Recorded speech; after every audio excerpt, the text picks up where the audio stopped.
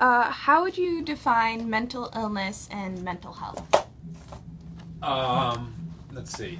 That's a real, you started with a tough one, tough question. Get straight to it, yeah. Mental illness and well, I mean, I would say the main thing about that topic is that it's a spectrum. Like no one is 100% mentally healthy and no one's 100% mentally ill. Everyone falls somewhere on the spectrum. Like a lot of things in life, it's gray areas, not black and white. But my goal as a high school social worker is to do anything in my power to kind of move people along the spectrum towards mentally healthy.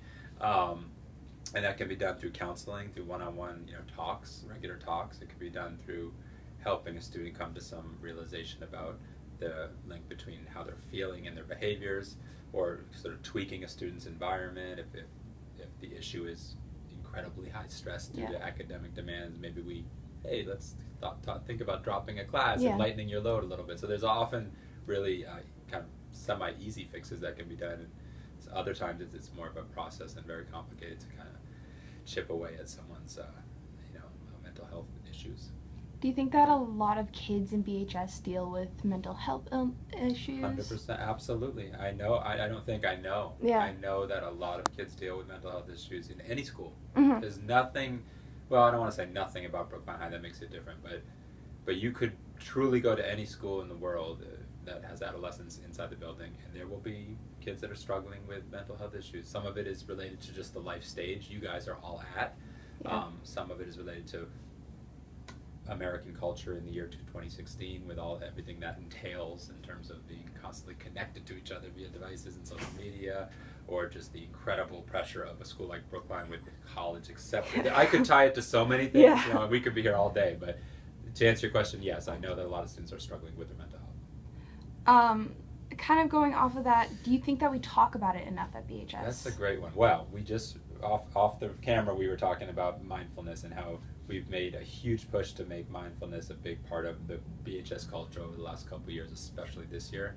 That's a step in the right direction, I think, because mindfulness is tied to mental health. Otherwise, there's a reason we're doing these breathing exercises and these minis and these kind of meditation and yoga type things, because we know through data, through like heavy scientific research, that it actually can ameliorate someone's mental health and their emotional equilibrium. We know that. But your question was, do we do enough? I guess I'd have to say no. It'd be interesting to kind of research where do we rank compared to other high schools, like neighboring communities. Do they do more? Do they do less? My sense, Lily, is that we're pretty strong in terms of just our resources, in terms of human resources. So we've got 3 social workers that are just sort of like my job, generalist, catch-all social workers, can meet with any kid for any reason to do counseling or group work or case management. 3 of those, but then there's other social workers in the building, and these are the ones that not as many students know about, or parents or teachers even know about. But we have social workers that specialize in the BRIGHT program, which we were talking about. We have social workers that specialize in substance abuse, even healthy relationships, violence prevention, social workers that work with kids that are in Winthrop House, social workers that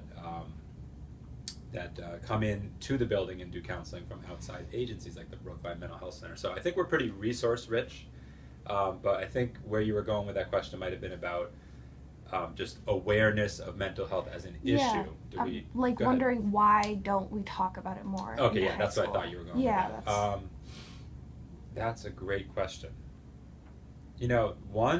Some people may think that, like, I'll give you an example, which is the most severe mental health issue that could possibly exist, which is suicide. Suicidal thoughts, suicidal actions, and in the worst case, someone ending their life. There's sort of a big debate that rages every so often, and usually the debate gets fired up when a tragedy has happened, which has happened in neighboring towns recently. And the debate is something like, should we make a big deal out of this issue of suicide? And by making a big deal, I mean have assemblies about it, have guest speakers, make everyone go meet with a social worker or a guidance counselor. Or should we not? Should we do the opposite? Should we kind of downplay it a little bit, not mention it too much? Because I think some people fear that by shining a spotlight on suicide as an issue, or by kind of raising the overall awareness of the danger of suicide, is that going to in some way trigger more suicide? Frankly, they're wondering, is it contagious? Is it almost like a copycat effect or planting the seed of the idea in kids' heads that might not otherwise have thought of it. I kind of do that. To me, that one isn't so much a gray area. That one is sort of a black and white. I have a firm opinion on that, and I think no, that's not true. It won't do that. I think it's much better to have a healthy airing out of mental health and suicidality as an issue rather than to kind of do any sweeping under the rug. But at the same time, I will say the contagion effect can in some instances happen, you know, but I don't think as widespread a manner as some people fear. So, kind of going off of that contagion effect, do you think that's why we don't, like, with the administrators, I know that you're a social worker, so you have your own... So I have a natural bias towards talking about it, But, like, with administrators, like the deans or the headmaster, are they more, like, cautious about this idea? You know, in their defense, no, I don't think so. Because I think, if I think to the last few years, I think I've seen an increase in the, let's say, assemblies, for example. We have an assembly every year that I think might be called, like, Tell Your Story or something like that. And I think it's maybe just seniors, so maybe you'll experience it this year. I think it's just a senior thing, but it's an assembly where the only thing on the agenda is just kids getting up to a microphone and telling their story about some aspect of their life or their whole life story. And some of them, most of those speakers end up telling about some pretty heavy stuff, usually, you know, mental health struggles or different challenges and obstacles they faced in their life, and it becomes very emotional and heavy. And so I don't think there's a fear on the part of the administration of you know, putting mental health front and center. I know every time there's any assembly, they're always making us get up there and say, hey, here's the social workers, and tell the kids where your offices are.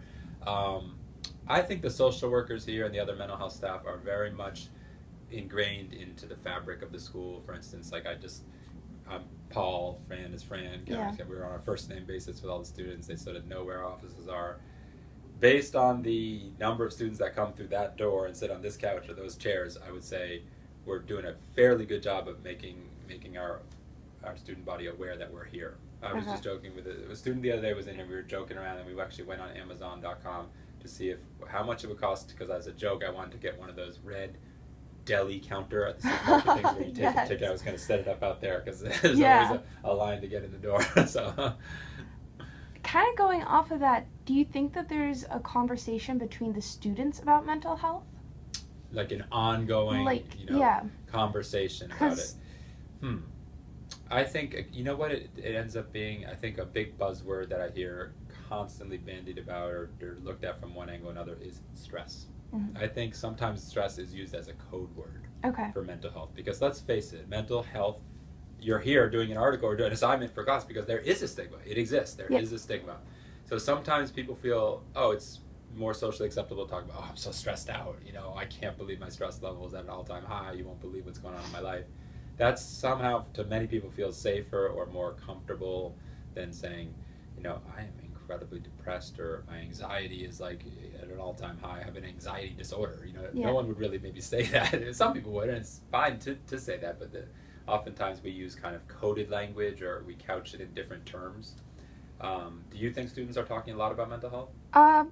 I mean, personally, I don't. I know that within my own friend group, we do talk about it just because we're very comfortable with each other, and I think that might be a pattern, which is what I'm going to investigate a little bit more. Subgroups, kind of cohorts of kids. Subgroups talk about it, but as a grade, we don't. Yeah, I think you're probably right about that. And just wondering from your opinion, why are these things like anxiety disorder? Why do, when we add something like a disorder or an illness, why does that create the stigma? Why does that create us to be fearful? That's such a great question, and I'll just add to it because, you know, why is that when if someone had bronchitis or pneumonia or a broken collarbone, we would not.